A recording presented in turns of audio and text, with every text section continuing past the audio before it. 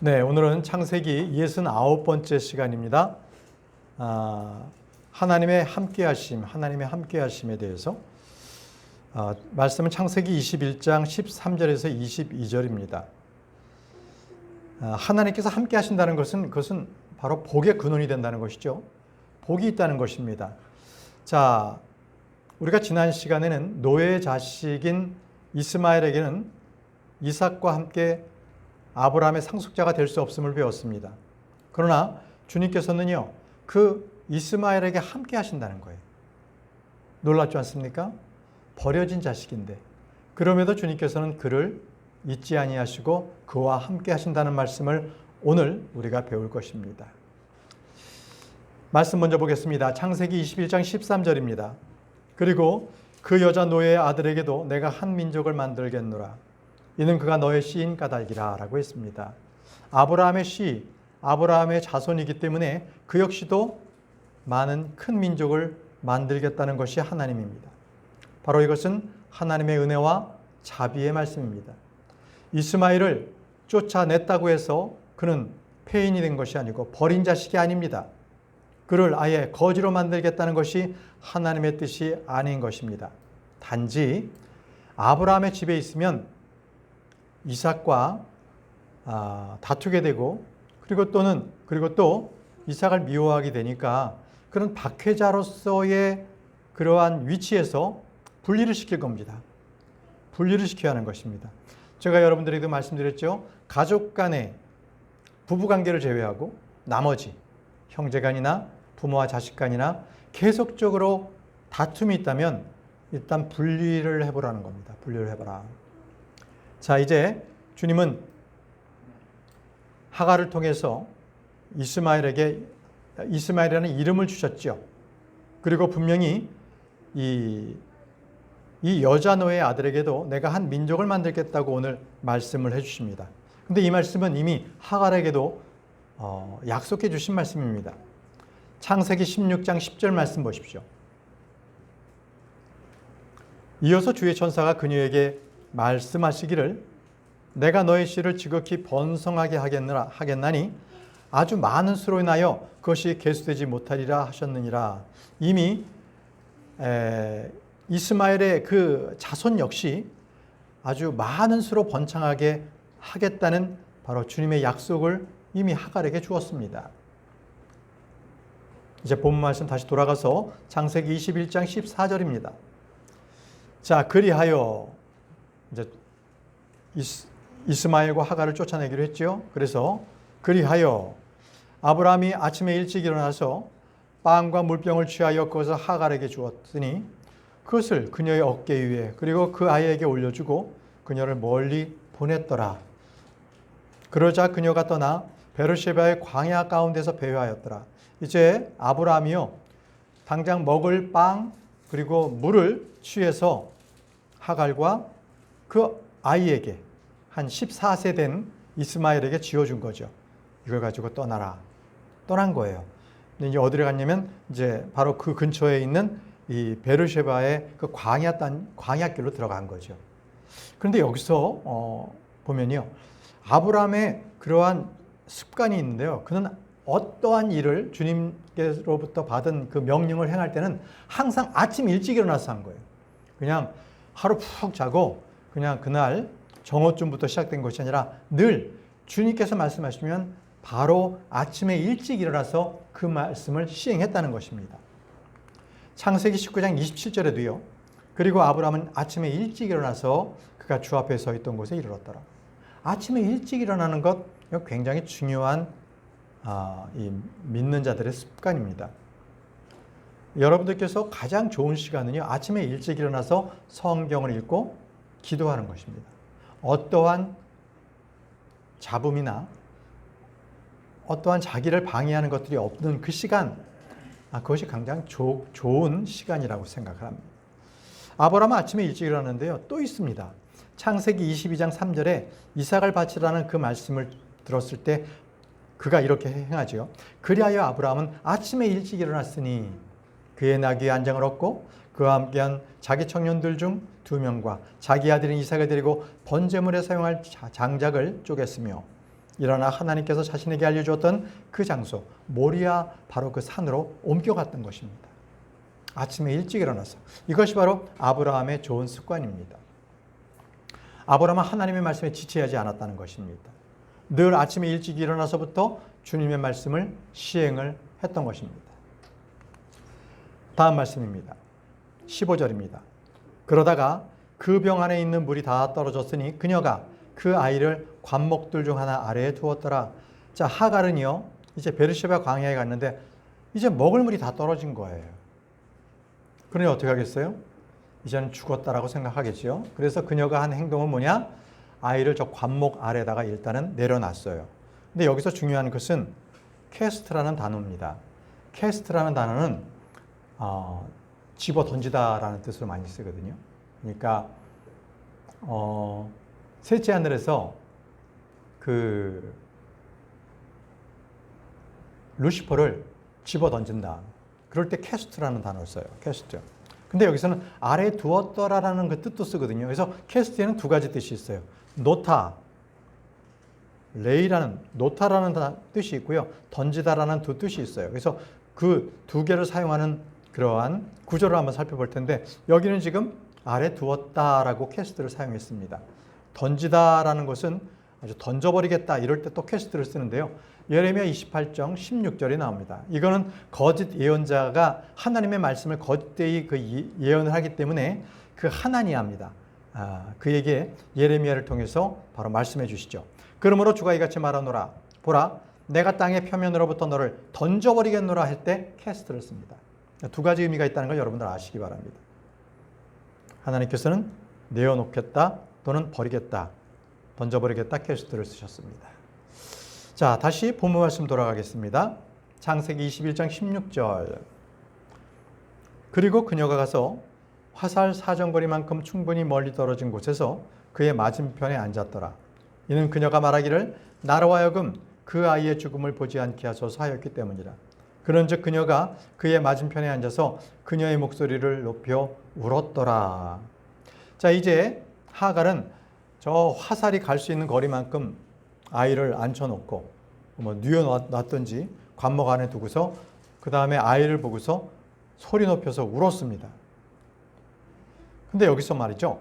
그녀가 소리 높여 울었다는 것에 대한 신학자들의 견해로서 하나님의 말씀이 이건 틀렸어 라고 그들이 이 말씀을 변개시켜 버립니다. 왜냐하면 그녀가 목소리를 높여서 울었는데 주님께서 하나님께서 들은 음성은 아이의 울음소리였다는 거예요. 그 다음 구절이 나오거든요.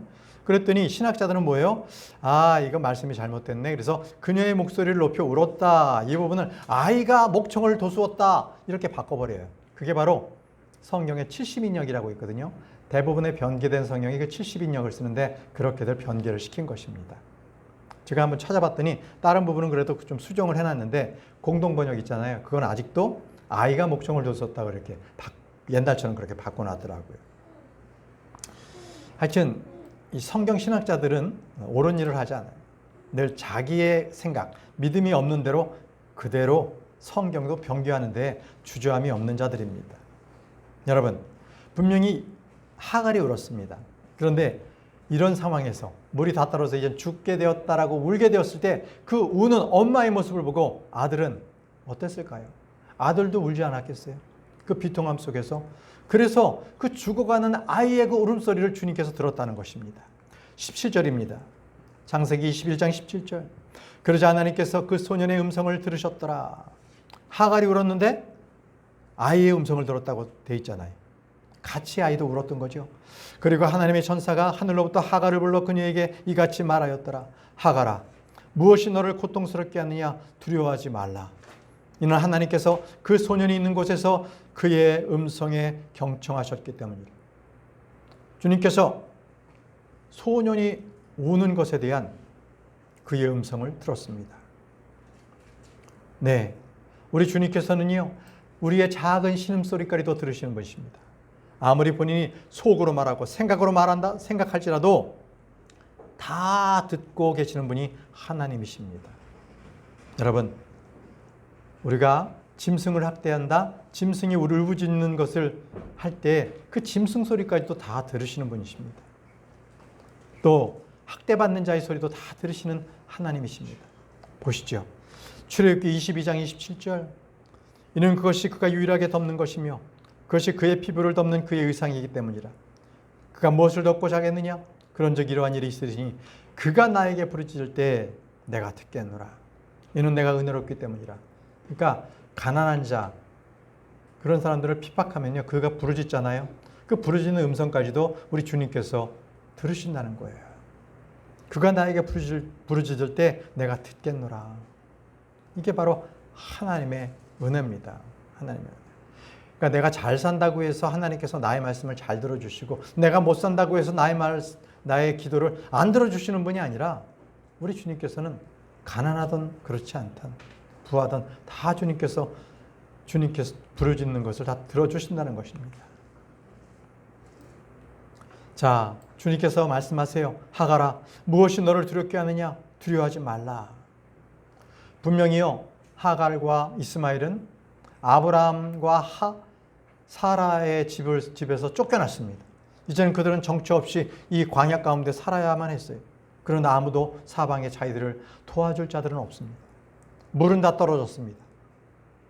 아무도 자신들을 도와줄 사람이 없는 그때 주님께서 그들에게 나타나셨습니다. 무엇이 너를 고통스럽게 하느냐? 두려워하지 말라. 여러분, 우리가 살아갈 때 어떠한 도움과 우리가 두려움 속에서 빠져 있을 때에도 나를 돕는 분은 오직 하나님 한 분뿐이 없다는 것을 아시기 바랍니다. 사람도, 어떠한 나의 환경도, 어떠한 것도 나에게 도움을 주지 못합니다. 결국은 주님께서 나를 도와주시는 분이십니다. 다음 말씀 보겠습니다. 창세기 21장 18절. 일어나서 그 소년을 일으켜 세우고 너희 손으로 그를 붙들라. 이는 내가 그를 크나큰 민족으로 만들 것이기 때문이라. 자, 이스마엘의 생명은 여기서 끝나는 것이 아니라는 겁니다. 그를 크나큰 민족으로 만들겠다는 것이 바로 하나님께서 아브라함에게 이미 약속하신 말씀이었습니다. 여러분, 여기서 너의 손으로 그를 붙들라고 했죠. 너의 손으로 그를 붙들라. 힘을 주라는 거예요, 아들에게. 그런데 말이죠, 하나님 아버지께서도 예수 그리스도께 그 손을 붙들고 일으켜 세우셨다는 것입니다. 이사야 42장 6절 말씀, 이것은 하나님 아버지께서 예수 그리스도께 주시는 말씀이에요.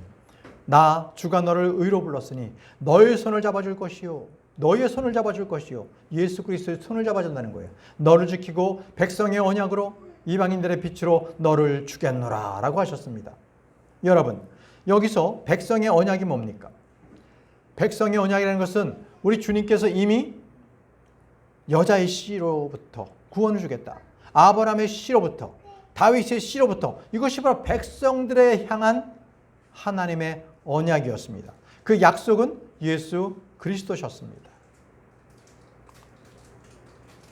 자, 주님께서 다시 말씀하십니다. 이는 내가 그를 크나큰 민족으로 만들 것이기 때문이라고 했습니다. 이미 주님께서는 이 말씀에 대해서 약속하신 말씀입니다. 창세기 17장 20절. 그리고 이스마엘로 말하자면 내가 너희 말을 들었노라. 보라, 내가 그에게 복을 주었으니 그를 다산하게 하겠고 그를 지극히 번성하게 하겠노라. 그가 12명의 통치자들을 낳을 것이요 내가 그를 크나큰 민족으로 만들겠노라. 실질적으로요, 이스마엘의 그 자손들은 실질적으로 이렇게 크나큰 민족으로 12 통치자가 나올 정도로 그렇게 많은 왕국을 거느리게 됐다는 것입니다. 이 왕국이 누구예요? 지금으로 말한다면 아랍 민족입니다. 이스라엘 주변에 많은 아랍 족속들이 있죠. 바로 그들이 이스마엘의 족속들입니다. 자, 다음 구절을 보겠습니다. 19절입니다. 그리고는 하나님께서 그녀의 두 눈을 여셨으니 그녀가 물이 있는 우물을 보았더라. 이에 그녀가 가서 물로 그 병을 채워 그 소년에게 마시도록 주었더라라고 했습니다. 자, 하나님께서 그녀의 눈을 여셨어요. 그랬더니 그녀가 우물을 발견하게 된 겁니다. 눈을 여셨기 때문에. 여러분, 지금 이 하갈이 본 이 우물은요, 자기의 갈증을 바로 해결할 수 있는 물이었습니다. 근데 이 물은 영원한 물은 아니었습니다. 영원한 생명수는 아니었습니다. 그런데 말이죠. 요한복음에 보게 되면 예수 그리스도를 우물터에서 만나서 아, 이분이야말로 영원한 생명수구나라고 알고 그가 돌아간 여인이 있어요. 사마리아의 여인입니다. 요한복음 4장 28절에 그때 그 여자가 자신의 물 항아리를 남겨두고 도시 안으로 자신의 길을 갔더라. 그리고 사람들에게 같이 말하니라. 이건 뭐예요? 예수 그리스도를 만났더니 예수님께서 바로 메시아라는 걸 알았어요. 그리고 이분이 아, 영원한 생명수구나 하기 때문에 그 자리에서 자기 물통, 물 항아리를 놓고 바로 도시로 들어갑니다. 왜? 예수 그리스도를 증거하기 위해서. 이 여인의 눈을 주님께서 열어주신 거예요. 이 여인은 이 운물에 있는 먹는 물이 아니라 영원한 생명수를 알았기 때문에 그분을 소개하기 위해서 도시로 지금 들어가고 있는 거예요. 물 항아리가 지금 필요 없었던 거죠. 이겁니다. 눈을 열어주었을 때 그는 영원한 생명을 보게 되는 거예요. 주님께서는 제자들의 눈도 열어주셨어요. 제자들의 눈을. 누가복음 24장 31절 45절에 에마우스로 가는 그 두 제자의 얘기가 나옵니다. 그러자 그들의 눈이 열려 그들이 그분을 알아보았더라. 그런데 그분께서 그들의 시야에서 사라지셨더라. 그때 그분께서 그들이 성경 기록들을 이해하도록 그들의 지각을 열어주셨으며 라고 했습니다. 주님께서 그들의 눈을 열어줬더니 성경 구절들이 그 기록들이 눈에 들어온다는 거예요. 여러분들께서 성경 말씀을 읽으실 때 그냥 읽으시면 세상 잡념도 들어가잖아요. 기도하십시오. 성령께서 저의 눈을 열어주시도록 기도하십시오. 그럴 때에 성경의 말씀들이 아주 쏙쏙 들어옵니다. 성령께서 우리를 도와주십니다. 여러분, 하갈이 그랬어요. 하갈은요, 주님께서 눈을 열어주시기 전에는 생명수는커녕 옆에 있는 운물도 보지 못했어요. 자, 로마서 10장 6절에서 8절 말씀 보면요. 그 하나님의 말씀 멀리 있는 것이 아니라고 하셨습니다. 하나님의 말씀은 멀리 있는 것이 아닙니다. 그러나 믿음에서 나오는 의인은 이런 식으로 말하느니라. 너의 마음속에 말하기를 누가 하늘 속으로 올라갈 것인가 하지 말라. 그것은 그리스도를 위로부터 끌어내리려는 것이라. 이미 그리스도께서 하늘 위로 올라가셨기 때문에 누가 올라갔느냐고 반문하지 말라는 거예요. 혹은 누가 기쁨 속으로 내려갈 것인가 하지 말라. 그것은 그리스도를 죽은 자들로부터 다시 끌어올리려는 것이라. 이미 예수 그리스도께서 우리를 위해서 십자가에 달려 죽으시고 피 흘리시고 지옥에 우리 대신 다녀오셨어요. 누가 내려갔을 것인가라고 묻지 말라는 거예요. 이미 그리스도께서 내려갔다 오셨기 때문에. 그러나 그것이 무엇을 말하느냐는 것입니다. 말씀이 너희에게 가까이 있으니 바로 너희 입안에 있으며 너희 마음속에 있도다. 곧 우리가 선포하는 믿음의 말씀들이 우리 안에 있다는 것입니다. 말씀, 영원한 생명은 우리 가운데 있습니다. 물은요, 하갈 바로 옆에 있었지만 그녀는 몰랐어요. 그녀는 마시고 갈증을 해결할 수 있었고 자기 병에 충분히 채울 수 있는 그런 우물이었지만 그녀는 눈을 뜨지 못했기 때문에 그걸 알아볼 수가 없었어요. 주님께서 눈을 열어주셔야 그것을 바라봤던 것이죠. 여러분, 이것은요, 지금도 많은 사람들이 생명의 영원한 생명수를 옆에 두고도 매년 멸망당하는 것을 아십니까? 그들은요, 생명수가 자기 곁에 있다는 것을 알면서도 그들은 지나쳐버립니다. 요한복음 5장 40절 말씀에 그런데 너희는 너희의 생명을 얻고자 나에게 오려고 하지 아니하는도다. 주님께서는 많은 사람들을 또 많은 전도자를 통해서 그들에게 복음을 전합니다. 저는 어제 또 한 상가에 가서 한 분에 대해서도 또 복음을 전했습니다. 마음이 탁탁하게 맞았어요. 나이가 70인데 뭘 더 이상 믿습니까? 내 의지대로 살아가야죠. 이게 본인의 철학인 거예요. 예수 그리스도를 믿으십시오. 사장님 스스로가 자신을 구원할 수 없지 않습니까? 네. 그는 생명을 얻고자 하는 그런 마음이 없더라고요. 그냥 이대로 살다가 죽겠다는 거예요. 너무나 참 안타까웠습니다.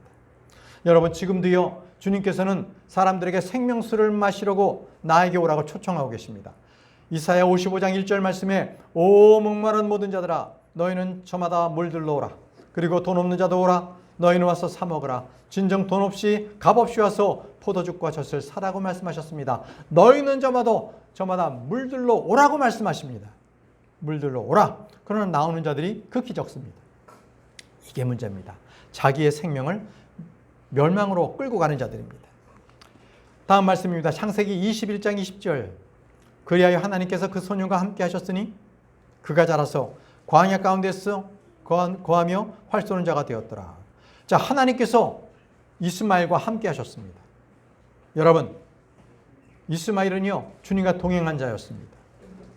많은 사람들이 생각하기를 이스마엘은 하나님을 떠난 자라고 생각할 수 있습니다. 그러나 주님께서는 그와 함께 하셨다고 말씀하셨습니다. 그래서 그는 큰 민족을 이루었습니다. 여기서 우리는요, 이스마엘이 그냥 한낱 이교도가 아니라 주님을 믿는 성도였다는 것을 알게 됩니다. 하나님께서 그 소년과 함께 하셨다. 오늘 제목입니다. 하나님께서 함께 하신 자는 복받은 자입니다. 그렇죠? 이스마엘이 그랬습니다. 자, 그런데 그는 활 쏘는 자가 되었다고 합니다. 활 쏘는 자가 됐다. 자, 이스마엘은요, 광야에서 자라면서 동물을 잡는 활 쏘는 자가 되었습니다. 그는 목동이 되는, 양을 치는 목동이 된 것이 아니라 사냥꾼이 된 겁니다. 이것은 뭐예요? 전쟁에 능한 자입니다. 활 쏘는 자라는 것은 전쟁에 능한 자입니다. 그리고 이것은 예표적으로요, 활을 쏜다라는 것은 칼은 말씀의 칼이잖아요. 하나님에 비해서 말씀이 나오는데 그게 칼입니다. 그죠? 근데 활은요, 불화살은요, 마귀를 뜻합니다. 활 쏘는 자는 적그리스도를 예표합니다. 이렇게 알고 계시면 됩니다. 다음은 창세기 21장 21절. 그리고 그가 파란 광야 가운데 거하였으며 그의 어머니가 이집트 지역에서 그에게 한 아내를 얻어주었더라. 자, 여기서 하갈은요, 이집트 출생입니다. 이집트에서 종을 얻어서 나왔을 때 그때 하갈도 데리고 나왔던 거예요. 그렇기 때문에 하갈이 자기의 며느리를 어디서 얻어요? 이집트에서. 그랬던 겁니다.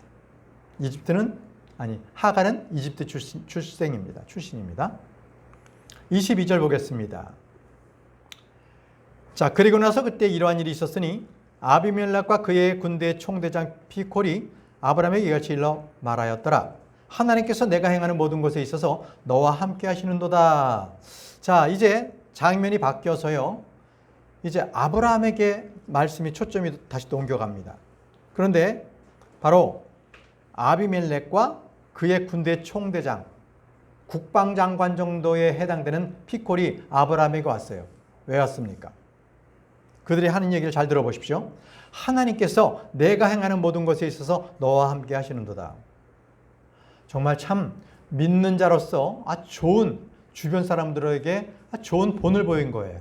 하나님께서 너와 함께 하신다.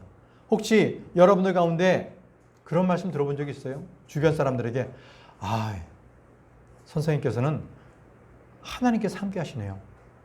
그걸 봅니다. 자, 이런 말을 들으시면 여러분들은 믿음 생활 잘하고 계신 거예요. 그러니까 교회만이 아니라 여러분들의 직장과 가정에서 여러분들 믿음 생활 잘하고 있기 때문에 주변에서 여러분들을 보고 하나님께서 여러분들과 함께 하신다는 것을 그런 분들이 본 거예요. 지금 아브라함은요, 아비멜렉과 피콜에게서 그러한 칭송을 받았어요. 하나님께서 너와 함께 하신다. 그래, 너는 참 복받는 자로구나. 이렇게 얘기하는 겁니다. 자, 우리는요, 세상 사람들로부터도 이런 평판을 받을 필요가 있어요. 나만 주님 믿고 끝, 이게 아니라 나로 인해서 그 모든 하나님으로부터 나오는 그 구원의 복이 많은 사람들에게 흘러넘치도록 우리가 해야 합니다. 하나님께서 너와 함께 하신다. 하나님의 손이 당신과 함께 하십니다. 이러한 여러분들, 그러한 사람들로부터 그런 칭송을 받는 여러분들이 되시기를 바랍니다. 자, 그런데 말이죠, 여기서 우리가 중요한 게 있어요. 아비멜렉과 피콜이 아비멜렉이 이렇게 잘 되고 있는 것을 어떻게 알았을까요? 자, 구약의 관점에서는 하나님께서 함께 하시니까 아브라함이 계속적으로 아주 그냥 재산이 많아지는 거예요. 막 부가 막 축적이 되는 거예요. 그걸 보고서 이제 안 거거든요. 여러분들 잘 알아두세요. 구약은요, 하나님께 복받은 자는 재물의 복, 장수의 복 등등등, 자식의 복, 이런 것들이 많아지는 거예요. 모든 면에서 승리하고, 이런 것들이 바로 구약에서의 복입니다. 보세요. 욥은요, 자기가 하나님으로부터 그러한 인내 시험을 받을 때 그 욥에게 왔던 친구들이 한 얘기 잘 들어보시면 구약의 복이 어떤지를 알 수가 있습니다. 자, 욥기 4장 7절입니다. 욥의 친구가 하는 얘기예요. 내가 너에게 간구하노니 기억하라. 이제껏 누가 무고한데 망한 적이 있느냐? 아니면 어디서 의로운 자가 끊어졌느냐? 그러니까 욥 내가 죄가 없다면, 그리고 의로운 자였다면 지금 이러한 고난을 네가 받을 리가 없어. 이렇게 얘기하는 거예요. 이게 구약 관점입니다. 또 보세요.